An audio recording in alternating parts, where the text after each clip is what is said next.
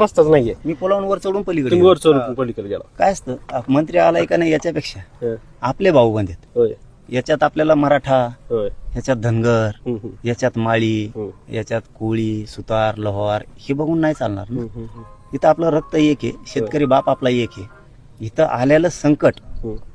त्याच्यावरचं जाण्यासाठी काम करावं लागन तर आपण एका शेतकऱ्याच्या बापाचे लेकरं म्हणू शकतो. होय. इथं जर तुम्ही जात आणली हं. तर ह्याला माणुसकी नाही म्हणलं जात.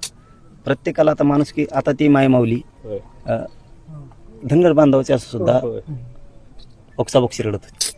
जात नाही भाऊ त्या डोळ्यातल्या पाण्यात. तुमच्यात जर खरंच माणुसकी जिवंत असेल ना, बरोबर. संकटाच्या ठिकाणी तुम्हाला धावावंच लागत. होय. तर छत्रपतीच्या स्वराज्यातले आपण नाही तर अजिबात नाहीत. हं. आपण सुद्धा बेगडी झालो ना, होय. जाती जातीसाठी स्वार्थी होऊन बसलो हं, हं. आणि आपल्या समोर माणसं तरपडून मरतायत तरी आपण जर तिकडं पाऊल आपला ओळख नसला हं. तर हे मात्र खूप राज्यासाठी, देशासाठी, माणुसकीसाठी घातक आहे.